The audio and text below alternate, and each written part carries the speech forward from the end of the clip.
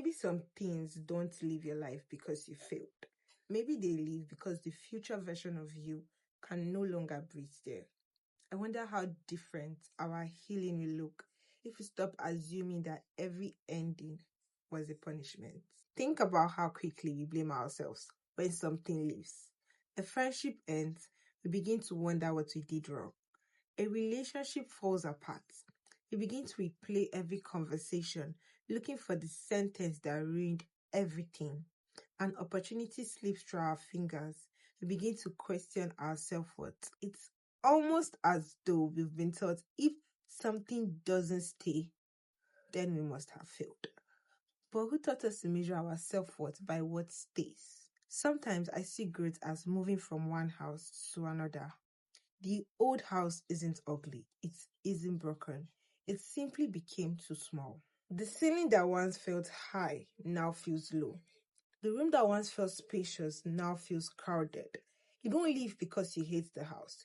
You leave because it has outgrown what it was designed to carry. Maybe some seasons aren't ending because they were bad.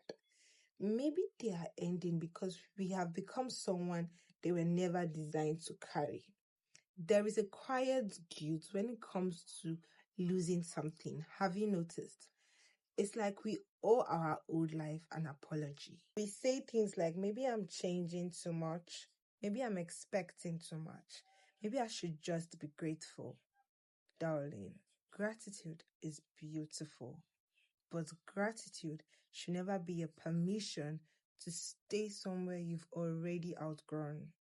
You can be thankful for a season and still recognize that it has come to an end. I think one of the hardest truths about growth is that not everything you leave behind was actually hurting. Some things were lovely. Some friendships were actually very genuine. Some places held beautiful memories. Some routines gave us comfort. And some versions of our life were exactly what we needed at that time. And maybe that's why living feels very uncomfortable. Because we are waiting for life to become unbearable before we give ourselves permission to live. What if growth isn't always about escaping something bad? What if it's simply making room for the person you're actually becoming? Outgrowing something doesn't necessarily mean that it was unhealthy. This is where I feel people tend to mistake it.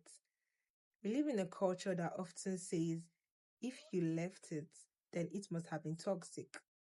Life is rarely